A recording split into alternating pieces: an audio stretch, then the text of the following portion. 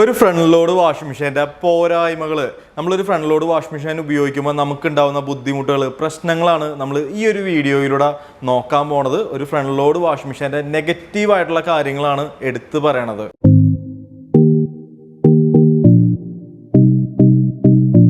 ഒരു front load washing മെഷീനാണ് complaint ആയിട്ടുണ്ടെങ്കിൽ ഏറ്റവും കൂടുതൽ കോസ്റ്റ് വരുന്നത് എന്ന് വെച്ചിട്ടുണ്ടെങ്കിൽ 3 ടൈപ്പ് വാഷിംഗ് മെഷീനിൽ ഏറ്റവും കൂടുതൽ കാശ് വരുന്നത്, പ്രൈസ് വരുന്നത് ഫ്രണ്ട് ലോഡ് വാഷിംഗ് മെഷീനാണ്. നമുക്ക് അതുകൊണ്ട് തന്നെ ഈ ഒരു മെഷീൻ്റെ പാർട്സിനും അത്രയും തന്നെ പൈസ ഉണ്ടാകും. അതുകൊണ്ടാണ് പറഞ്ഞത് നമുക്ക് മെയിൻറ്റെയിൻ കോസ്റ്റ് ഏറ്റവും കൂടുതൽ വരുന്നത് ഫ്രണ്ട് ലോഡ് വാഷിംഗ് മെഷീനാണ്. 3 ടൈപ്പ് വാഷിംഗ് മെഷീനിൽ ഏറ്റവും കൂടുതൽ കറണ്ട് എടുക്കുന്നത് ഈ ഒരു മോഡലിനാണ്, ഈ ഒരു ഫ്രണ്ട് ലോഡ് വാഷിംഗ് മെഷീനാണ്. നമുക്ക് എല്ലാവർക്കും അറിയാവുന്ന കാര്യമാണ് ഫ്രണ്ട് ലോഡ് വാഷിംഗ് മെഷീനിൽ ബിൽറ്റ് ഇൻ ഹീറ്റർ വരുന്നുണ്ടെന്ന്. 1800 വാട്ട്സ് മുതൽ 2000 വാട്ട്സ് വരെയാണ് ആ ഹീറ്ററിൻ്റെ പവർ എന്ന് പറയുന്നത്. അപ്പോൾ നമ്മൾ കറണ്ട് കുറയ്ക്കാനായിട്ട് ആ ഹീറ്റർ ഉപയോഗിക്കണില്ല എന്ന് വിചാരിക്കും. അങ്ങനെ നിങ്ങൾ ചെയ്യുകയാണെങ്കിൽ കുറേ കഴിഞ്ഞ് കഴിയുമ്പോൾ ആ ഹീറ്റർ കംപ്ലൈൻ്റ് ആയിപ്പോൾ. എല്ലാ ഫ്രണ്ട് ലോഡ് വാഷിംഗ് മെഷീൻ്റെയും പ്ലഗ് വരുന്നത്, അതിൻ്റെ കുത്തണ പ്ലഗ് വരുന്നത് പവർ പ്ലഗ് ആയിരിക്കും. കാരണം എന്താണെന്ന് വെച്ചിട്ടുണ്ടെങ്കിൽ ബിൽറ്റ് ഇൻ ഹീറ്റർ വരുന്നതാണ്, ഏറ്റവും കൂടുതൽ കറണ്ട് എടുക്കുന്നതാണ്. അപ്പോൾ അതുകൊണ്ട് തന്നെ പവർ പ്ലഗ് ആയിരിക്കും. നിങ്ങൾ എവിടെയാണോ വെക്കാൻ ഉദ്ദേശിക്കുന്നിടത്ത് അവിടെ പവർ പ്ലഗ് വേണം, അല്ലെങ്കിൽ സെറ്റ് ചെയ്യാൻ സാധിക്കില്ല. ഏതൊരു ഫ്രണ്ട് ലോഡ് വാഷിംഗ് മെഷീൻ്റെയും ബോഡി വരുന്നത് മെറ്റൽ ബോഡി ആയിരിക്കും. അതുകൊണ്ട് തന്നെ ഈർപ്പ് അടിക്കുന്ന സ്ഥലങ്ങളിലൊന്നും നിങ്ങളുടെ വാഷിംഗ് മെഷീൻ നിങ്ങൾ വെക്കാൻ പാടില്ല. അങ്ങനെ വെച്ചിട്ടുണ്ടെങ്കിൽ അത് തുരുമ്പ് പിടിക്കും. അതുപോലെ തന്നെ ഈ ഒരു പാനലൊക്കെ കംപ്ലൈൻ്റ് ആവാനുള്ള ചാൻസ് ഉണ്ട്. ഡയറക്റ്റ് വെയിലടിക്കുന്ന സ്ഥലങ്ങളിലും നിങ്ങളുടെ വാഷിംഗ് മെഷീൻ നിങ്ങൾ വെക്കരുത്. ഏറ്റവും വെയിറ്റ് വരുന്നത്, ഭാരം വരുന്നത് ഫ്രണ്ട് ലോഡ് വാഷിംഗ് മെഷീൻ ആയിരിക്കും. 3 ടൈപ്പ് വാഷിംഗ് മെഷീനിൽ ഏറ്റവും കൂടുതൽ ഭാരം വരുന്നത് 70 കിലോ ഒക്കെ ഈ ഒരു ഫ്രണ്ട് ലോഡ് വാഷിംഗ് മെഷീന് വെയിറ്റ് വരുന്നുണ്ട്.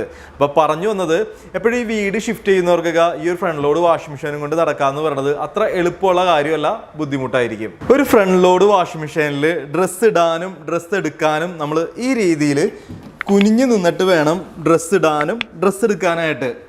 പറഞ്ഞു വന്നത് എന്താണെന്ന് വെച്ചിട്ടുണ്ടെങ്കിൽ പ്രായമായവർക്കൊക്കെ അത് യൂസ് ചെയ്യാനായിട്ട് കുറച്ചും കൂടി ബുദ്ധിമുട്ടായിരിക്കും.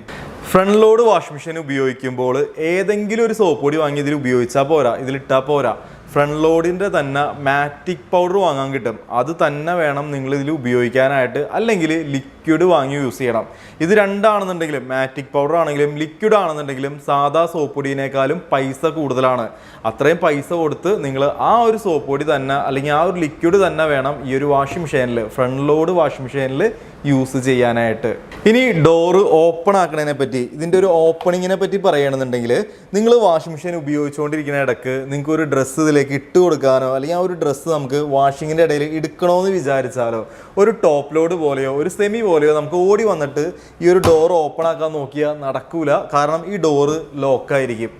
ഇപ്പോൾ പുതിയ മോഡൽസിലൊക്കെ നമുക്ക് റീലോഡ് അല്ലെങ്കിൽ അതുപോലെ വീണ്ടും ഡ്രസ്സ് ഇട്ട് കൊടുക്കാനുള്ള ഓപ്ഷൻ ഉണ്ടെങ്കിൽ പോലും നമുക്കത് അത്ര പ്രാവർത്തികമല്ല.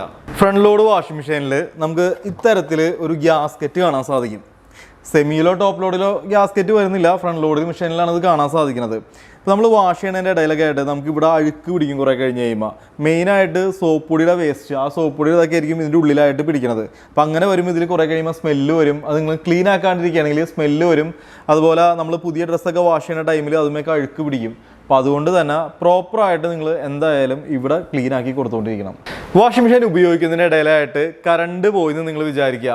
ഒരു ടോപ്പ് ലോഡ് വാഷിംഗ് മെഷീൻ പോലെയോ സെമി ഓട്ടോമാറ്റിക് പോലെയോ നമ്മൾ ഓടി വന്നിട്ട് ആ ഡോർ അങ്ങോട്ട് ഓപ്പൺ ആക്കി ആ ഡ്രസ്സ് എടുത്ത് വെയിലത്തേക്ക് ഇടാമെന്ന് വിചാരിച്ചാൽ ഫ്രണ്ട് ലോഡ് വാഷിംഗ് മെഷീനിൽ അത് നടക്കൂല. കാരണം എന്താണെന്ന് വെച്ചാൽ ഈ ഒരു ഡോറ് ലോക്കായിരിക്കും. കാരണം ഡ്രമ്മിൽ വെള്ളം കിടക്കുന്നുണ്ട്, ഡോറ് അതുകൊണ്ട് ലോക്കായിരിക്കും. അല്ലെങ്കിൽ ആ ഡോറ് നമ്മൾ ഓപ്പൺ ആക്കണമെങ്കിൽ ആ വെള്ളമൊക്കെ പുറത്തോട്ട് വരുമല്ലേ.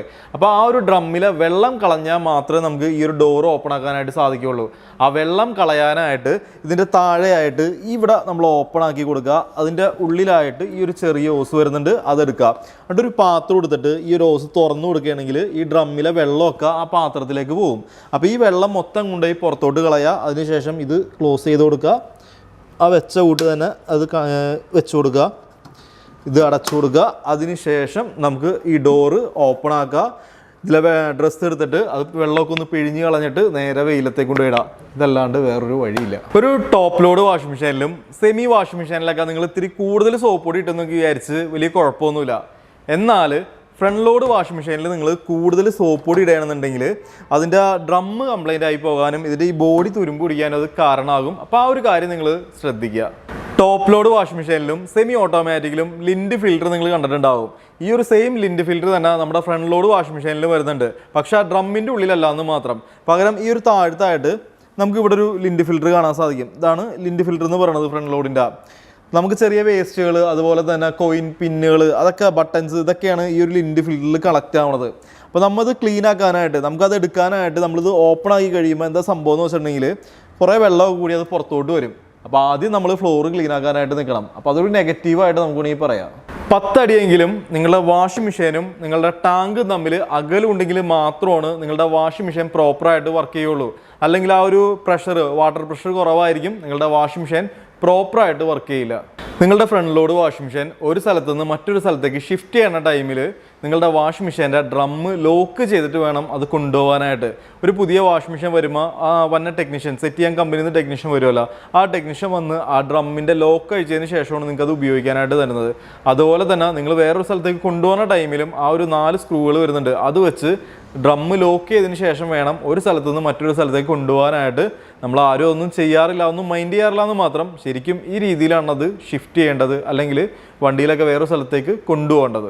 വാഷിംഗ് കഴിഞ്ഞിട്ട് നമ്മൾ ഇതിൽ നിന്ന് ഡ്രസ്സ് എടുക്കുമ്പോൾ, ഡ്രമ്മിൽ നിന്ന് ഡ്രസ്സ് എടുക്കണ സമയത്ത് നമ്മൾ ഒറ്റയടിക്ക് ഇങ്ങോട്ട് വലിച്ചൊന്നും ഡ്രസ്സ് എടുക്കാൻ പാടില്ല. അങ്ങനെ പറയണതിൻ്റെ കാരണം എന്താണെന്ന് വെച്ചിട്ടുണ്ടെങ്കിൽ, നമ്മുടെ ജീൻസിൻ്റെ ഒക്കെ സിബൊക്കെ ഇത് ഇവിടെ കൊണ്ടിട്ടുണ്ടെങ്കിൽ ഇവിടെയൊക്കെ കീറിപ്പോവും, റബ്ബറിൻ്റെ തള്ള വന്നത്. അപ്പോൾ ഇത് കീറിപ്പോകാനുള്ള ചാൻസ് ഉണ്ട്.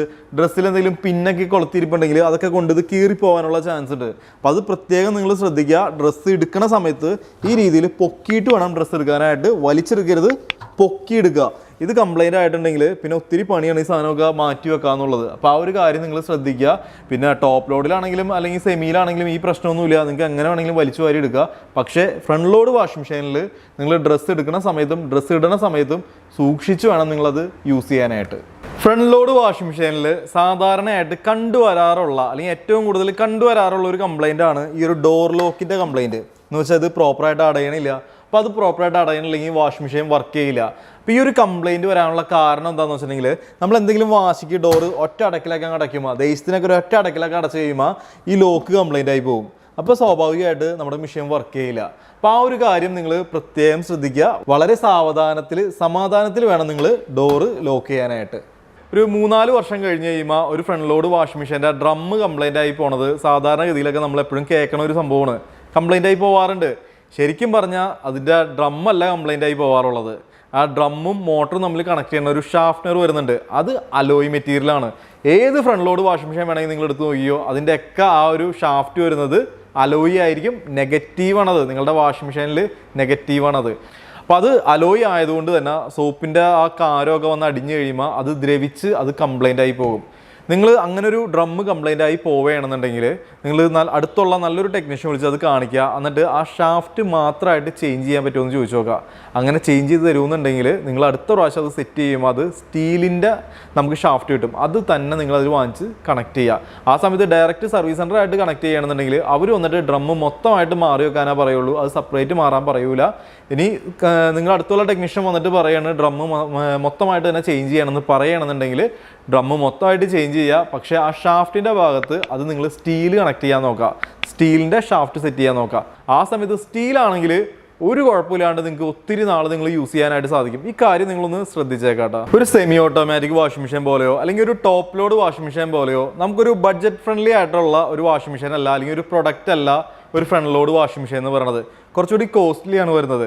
നമ്മൾ ഏതെങ്കിലും ഒരു കുറഞ്ഞ കമ്പനിയുടെ അല്ലെങ്കിൽ കേൾക്കാത്ത കമ്പനിയുടെ ഒക്കെ ഫ്രണ്ട് ലോഡ് വാഷിംഗ് മെഷീൻ പോയി വാങ്ങിയിട്ടുണ്ടെങ്കിൽ നിങ്ങൾ എത്ര സൂക്ഷിച്ചാലും അത് എത്ര ക്ലീൻ ആക്കിയാലും അത് കംപ്ലൈൻറ്റ് ഒഴിഞ്ഞിട്ട് നേരം ഉണ്ടാവില്ല. അപ്പോൾ നിങ്ങൾ പ്രത്യേകം ശ്രദ്ധിക്കുക. നമുക്ക് ഇത്തിരി വില കൂടിയ ഒരു ഫ്രണ്ട് ലോഡ് വാഷിംഗ് മെഷീൻ നല്ല കമ്പനിയുടെ എടുത്താൽ മാത്രമാണ് നമുക്ക് നല്ല രീതിയിൽ നമുക്കത് യൂസ് ചെയ്യാനായിട്ട് കൊണ്ട് നടക്കാനായിട്ട് സാധിക്കുകയുള്ളൂ. ഞാൻ ഈ പറഞ്ഞ കാര്യങ്ങളൊക്കെ കേട്ട് നിങ്ങൾ ഫ്രണ്ട് ലോഡ് വാഷിംഗ് മെഷീൻ വാങ്ങാതെ ഒന്നും ഇരിക്കേണ്ടട്ടാ. ഞാൻ കുറച്ച് നെഗറ്റീവായിട്ടുള്ള കാര്യങ്ങൾ നിങ്ങൾക്ക് മനസ്സിലാക്കാൻ വേണ്ടി നല്ല രീതിയിൽ അത് പറഞ്ഞു നിന്ന് മാത്രം. ഏറ്റവും നല്ല വാഷിംഗ് ക്വാളിറ്റി കിട്ടുന്നത് 3 ടൈപ്പ് വാഷിംഗ് മെഷീനിൽ ഏറ്റവും നല്ല വാഷിംഗ് ക്വാളിറ്റി കിട്ടുന്നത് ഈ ഒരു ഫ്രണ്ട് ലോഡ് വാഷിംഗ് മെഷീനാണ്. അപ്പോൾ ആ ഒരു വാഷിംഗ് ക്വാളിറ്റിയൊക്കെ നിങ്ങൾക്ക് കിട്ടണമെന്നുണ്ടെങ്കിൽ നിങ്ങൾ കുറച്ച് കാര്യങ്ങളൊക്കെ സഹിക്കേണ്ടി വരും. അത്രേ ഉള്ളൂ അതിൻ്റെ കാരണം.